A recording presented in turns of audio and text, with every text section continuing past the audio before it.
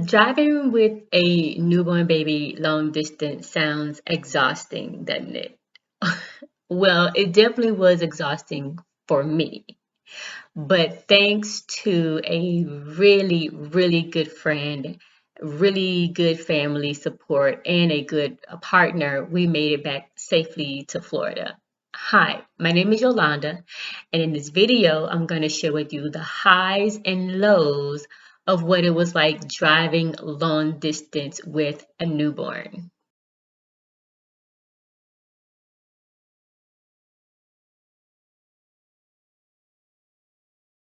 I'm going to start with the lows first because there's actually only a couple of lows.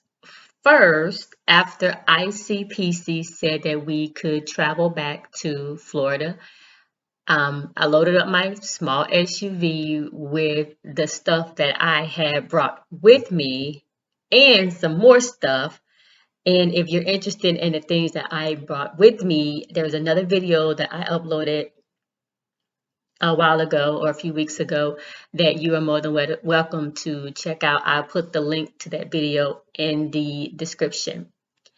So we loaded up the car and had all this stuff along with the stuff that my friend had, which I completely forgot that I had to make room for her stuff. But overall, the trip was just way too long. I don't like long car rides anymore, and it was just way too long. And had it not been for COVID, I probably would have just flown and just made things a lot easier on myself. The gas stops, food stops, bathroom stops went from just maybe 5 to 10 minutes or so to being an hour long because we took turns eating, using the bathroom, etc. Thank God there was not an accident on the road because that would have just made our trip even longer. So keeping in mind it was a 12-hour trip going there, it easily turned into a 16-hour trip back. Okay, so those are the low points. The high points is before leaving, my baby had a 1 week follow-up appointment. And at that time, I had a whole bunch of questions for the pediatrician. One, because he already knew my situation that I was adopting, was, driving in a car with this newborn, like, infants have to be fed very frequently. Like, what are the do's and don'ts, So he said that as long as the baby was not in the car seat for more than 4 hours, that he would be fine. And I was like, thank you so much. Because I already knew that I was going to be stopping. It's just now, I think we only made one extra stop that I normally wouldn't have taken. Otherwise, it was roughly the same amount of stops. They were just longer.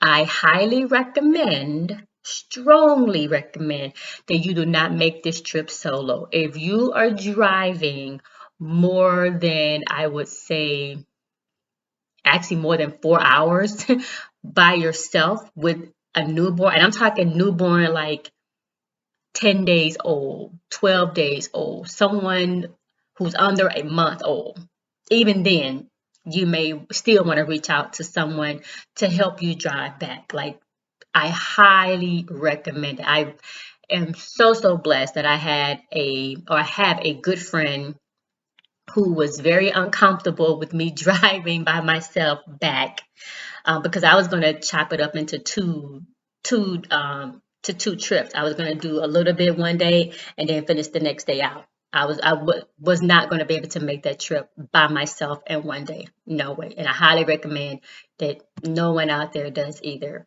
And it worked out because not only, again, we took turns eating, drinking, but someone was always in the back seat with the baby, watching the baby, making sure he didn't need anything. I made sure that his diaper bag stayed in the back of the car just in case he needed anything. Things that I kept in the diaper bag, usual stuff, diapers, wipes, change of clothes. I brought along those poop bags, just in case he pooped, and don't have to necessarily go inside the store or a rest stop or whatever to get rid of the bag. You just put it in the little trash thing outside of the gas pump. Easy peasy.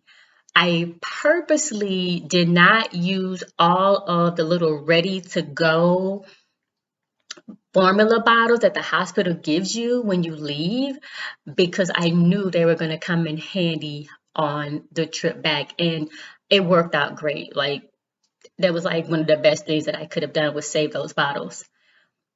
Another thing, you're not supposed to put anything in the car seat. You know how, we're all tempted to make our baby as comfortable as possible.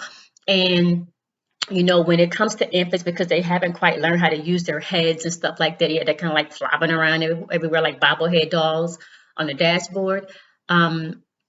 Thanks to a really great nurse at the hospital, she showed me how to use a receiving blanket as like a little boppy. So you kind of like fold the blanket up and just like put it around his head for a little bit more support, because they tend to lean to one side or the other, which was really great.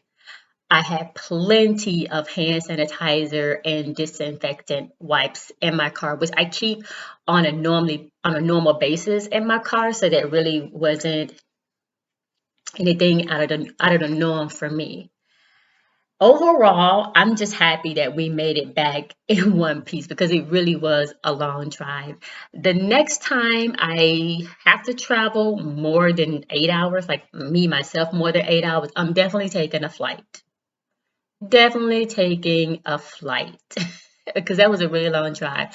But I love to hear anyone else out there who has making that drive with an infant, whether you're adopting or not. I still would love to hear your story. So feel free to leave a comment below or send me an email. My email will be in the description box as well.